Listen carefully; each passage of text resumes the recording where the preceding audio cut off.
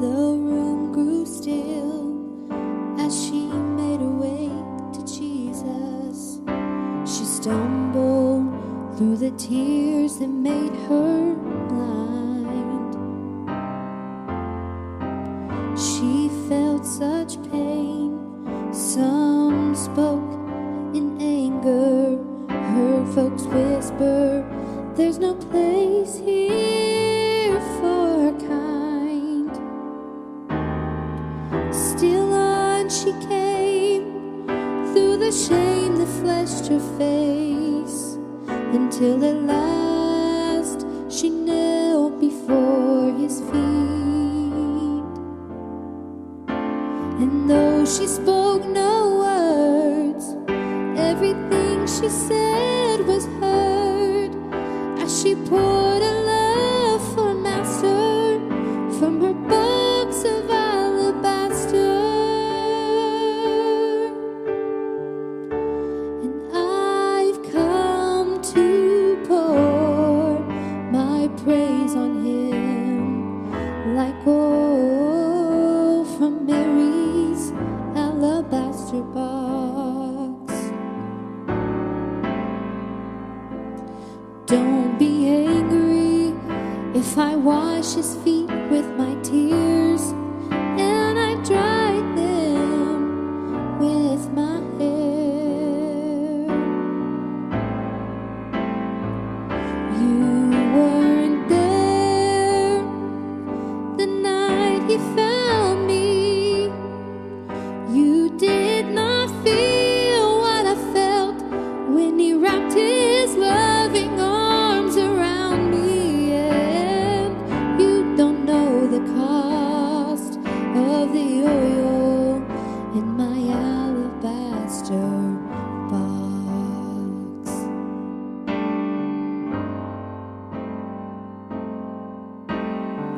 And I can't forget the way life used to be. I was a prisoner to the sin that had me bound. I spent my days, poured my life without measure into a little treasure box I thought I'd found, until the day when Jesus came to me and healed my soul with the wonder of his touch. So now I'm giving back to him all the praise he's worthy of. I've been forgiven, and that's why I love him so much. And I've come to pour my praise on him, like oil from Mary's alabaster box. Don't be angry if I wash his feet with my tears, and I dry them with my hair. My hair. You weren't there the night Jesus found me. You did not feel what I felt when he wrapped his loving arms around me. And you don't know the cost of the oil. Oh, you don't know the cost of my praise. You don't know the cost of the oil in my alabaster box.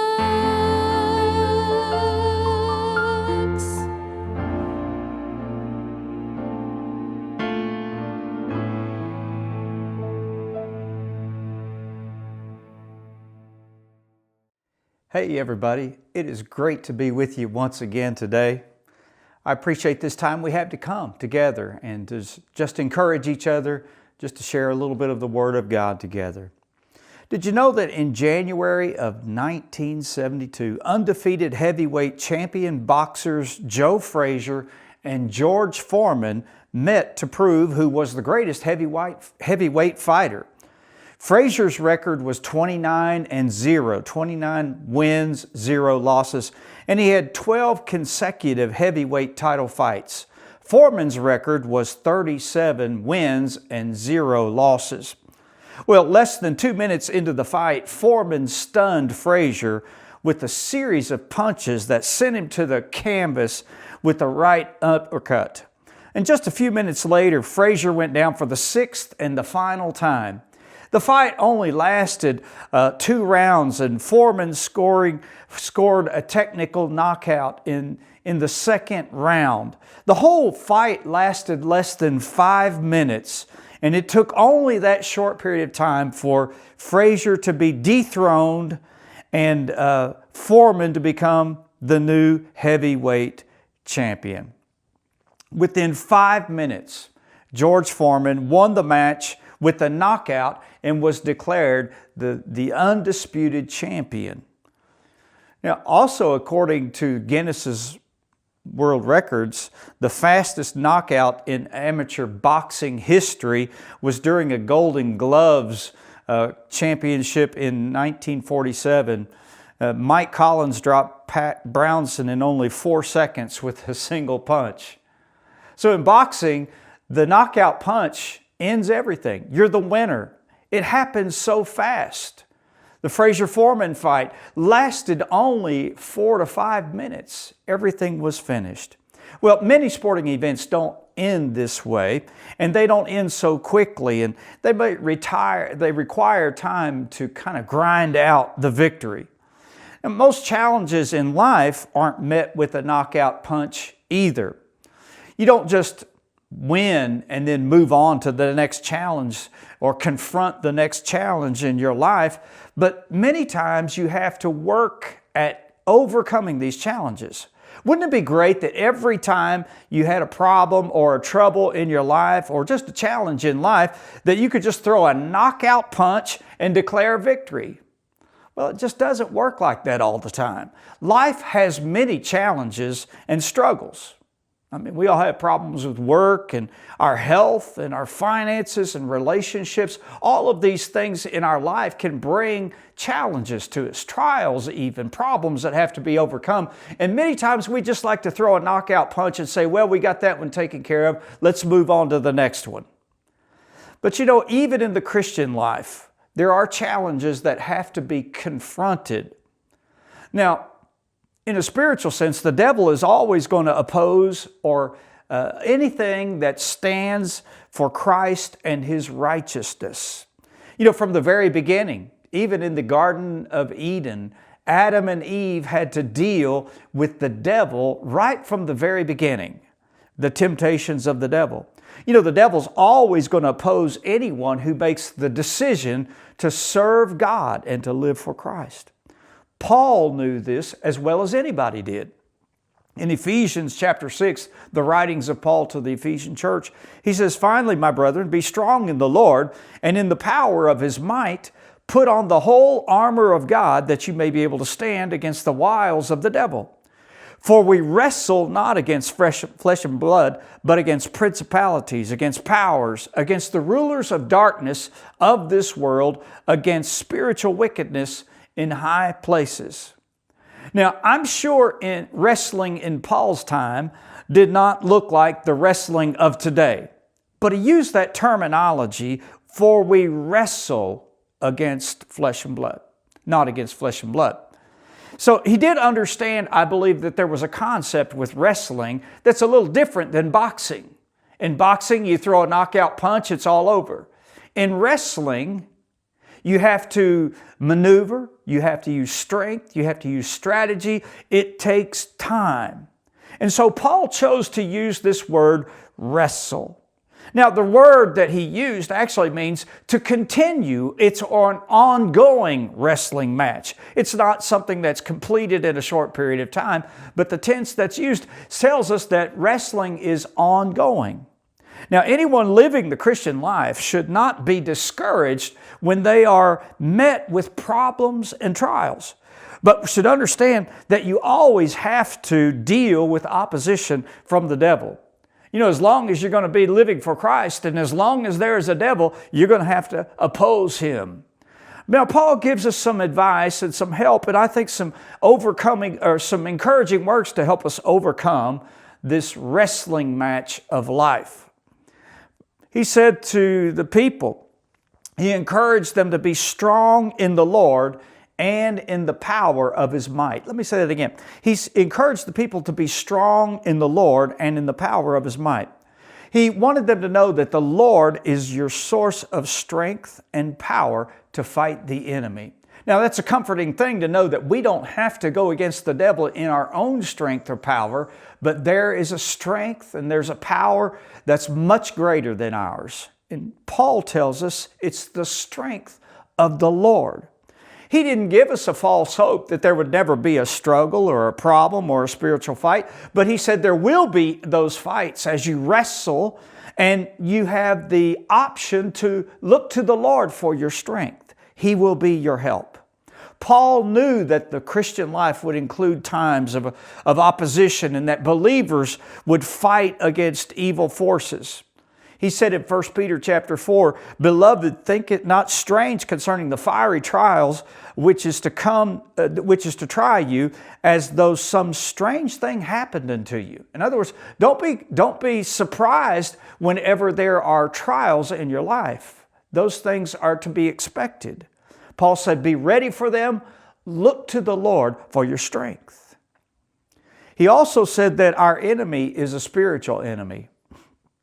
In those scriptures we read in Ephesians, in verse 12, he says, "For we wrestle not against flesh and blood, but against principalities, against powers, against the rulers of the darkness of this world, against spiritual wickedness in high places."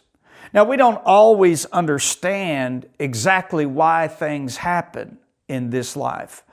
We just don't always understand what's happening and the reasoning behind them. That's because we're wrestling a spiritual enemy. It would be much easier to wrestle a human enemy. We kind of know how to do that. But the wiles of the devil, Paul says, are principalities, powers, rulers of darkness, spiritual wickedness. These things are hard to get your hands around because they're spiritual things. But these are the things that we are wrestling against. They've never been eliminated. Nobody's ever knocked them out. So we still have to deal with them in our lives today. The devil is always going to use these things to oppose anyone and anything that is done for God or serving God.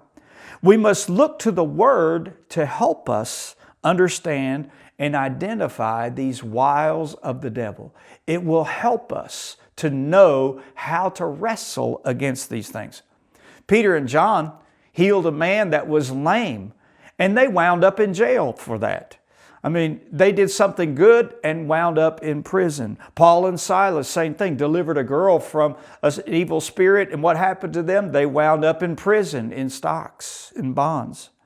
And so there we find that the devil works in ways that we don't always understand. So we have to know that in this wrestling match that he is going to maneuver, he's going to work, he's going to do everything he can to win this match, this wrestling match. Paul also tells us that we are in a wrestling match. He tells us to wrestle. Don't expect a knockout punch. Don't expect everything to get better and all the problems of life to go away. All the things that the devil brings against us to just knock out and they disappear, they're always going to be there. Living the Christian life, I found, is a life of discipline. The philosopher Aristotle said, "We are what we repeatedly do." Excellence then is not an act, but a habit. And living for Christ is a habit of Christianity. It's a habit of doing what we do. It's a habit of prayer. It's a habit of Bible reading. It's a habit of going to church. It's a habit of meditating and understanding the things of God. Wrestling requires us to have this spirit. Wrestling requires us to react to every move and hold your opponent. That every move and hold that the opponent tries on you, we have to know how to react to it. Now, our spiritual enemy is working all the time, using every maneuver to defeat us. Now, Paul tells us that we're wrestling. Every time the devil does something, we have to know what he's doing. We have to know how to counteract that move so that we can keep him from pinning us down. He'll try to discourage you. He'll slowly draw you away from church or distract you. The devil is constantly working, constantly moving and maneuvering in order to bring about his victory. But Paul says, keep wrestling. Realize that our enemy is not going away. He's not giving up. That we're not going to knock him out, but we can wrestle him with the strength of the Lord, knowing that knowing that the devil is using spiritual warfare tactics against us. We can wrestle against him. Sometimes we'll have him pinned down and life will seem really easy. But sometimes he'll put pressure on us and you'll have to look to the Lord for help in greater ways. Well, Paul knew that the Christian life included times of opposition and that believers would fight against these evil forces. And so he encourages us to remain strong because there is a day of victory. In 1 Peter chapter 4, he says, "But rejoice inasmuch as ye are partakers of Christ's sufferings, that when His glory shall be revealed, you may be glad also with exceeding joy." What he's telling us is that one day there will be a time of glory. There will be a time of joy. There will be a time when it will all come to an end and the match will be over, and we already know that victory is guaranteed. I like what it says in Philippians chapter 4, verse 13. And most people know this scripture. "I can do all things through Christ, which strengtheneth me." So be encouraged today. We don't know how long this wrestling match is going to last. There may not be a knockout punch in this life. We may not be able to hit that uppercut punch and just knock the devil out and cruise through the rest of life easily. There may be problems and trials, and they may never completely disappear in this life. But as we look to Jesus for strength and power, we have the promise that in the end, we can do all things, and this includes wrestling the enemy and the things of the devil. So we're going to keep praying. We're going to keep going to church. We're going to stay faithful. Keep wrestling today. You're going to win. You're going to win this wrestling match with the help of the Lord. Keep wrestling.